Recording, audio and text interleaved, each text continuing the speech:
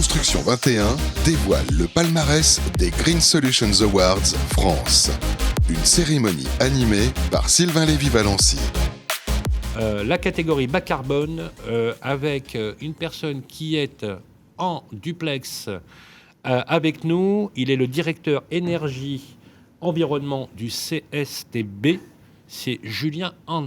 On dit Hans ? On dit Hans, tout à fait. Bonjour Sylvain, bonjour Christian, bonjour Véronique, voilà. Bonjour à tous. Je suis ravi, Julien, que vous soyez avec nous, donc directeur énergie environnement au CSTB. Bien évidemment, on va essayer de lever le suspense parce que, mon cher Julien, vous avez la lourde tâche de présider le jury quand même, hein. C'est pas neutre. Donc il y a des personnes qui sont extrêmement fébriles. Allez, on va mettre fin. Qui l'emporte ? Président d'un jury très exigeant et très impliqué sur ce sujet, le gagnant est 4 logements sociaux passifs en bois paille réalisés à plein fin dans les Vosges.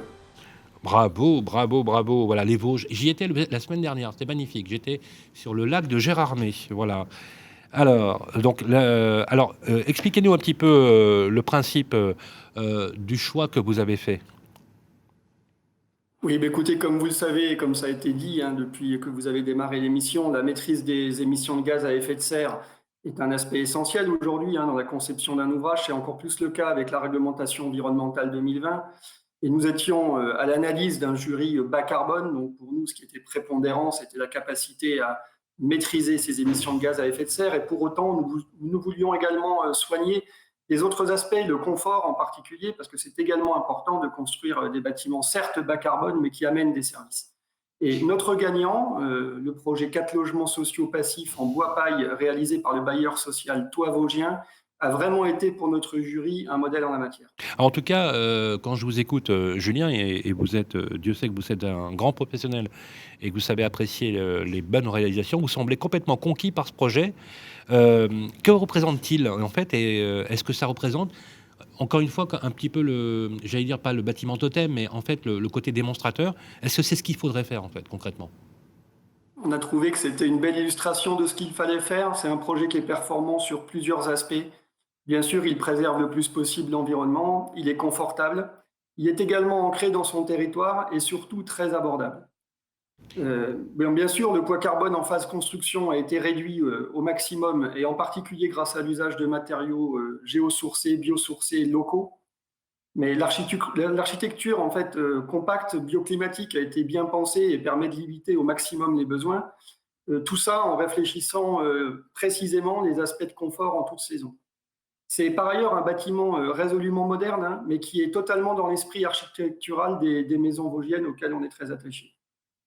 Alors, ce projet semble en effet un gagnant logique, tel que vous nous l'expliquez. D'ailleurs, c'est aussi une valeur d'exemple, pas uniquement en France, mais en Europe et dans le monde, bien évidemment, puisque aujourd'hui, la portée de ce concours, Christian, est une portée internationale, il faut le rappeler. Voilà, j'allais dire que les projets climatiques ne se limitent pas aux frontières, c'est la planète qui est concernée. Alors, donc ça semble logique. Est-ce que vous avez défini des mentions, mon cher Julien ? Absolument. 3 mentions à remonter. La première mention va au centre de loisirs Jacques Chirac, à Rosny-sous-Bois. Vraiment, on a été séduit par ce projet, une démarche très originale, une conception assez frugale, et vraiment une réflexion sur l'énergie avec le stockage de chaleur intersaisonnier particulier, et puis un projet qu'on vous laissera visiter sur le site, mais qui est vraiment très sympathique. Alors, ensuite, vous avez le Collège Racine. Tout à fait. Ensuite, il y a une deuxième mention qui va au Collège Racine à Saint-Brieuc, un bâtiment qu'on pourrait résumer ainsi. Il a atteint avec facilité les critères E3C2 du label E+C-, et avec une démarche carbone vraiment très très bien menée. Et enfin, une troisième mention. Oui, une mention spéciale pour l'opération Zéro Carbone sur le logement semi-collectif à Chanteloup-en-Brie, en Seine-et-Marne, qui est vraiment un projet très intéressant par la sobriété de son approche. Alors, au-delà du titre de ce projet, qui pourrait laisser un peu penser qu'on peut construire sans émettre de gaz à effet de serre, c'est une remarque en passant, c'est vraiment un projet très bien réfléchi, simple et efficace, et qui préfigure réellement ce qu'il nous faudra faire pour tenir les objectifs à 2050. Alors moi, je vais vous dire une chose, mon cher Julien, restez comme ça et ne changez rien. Voilà.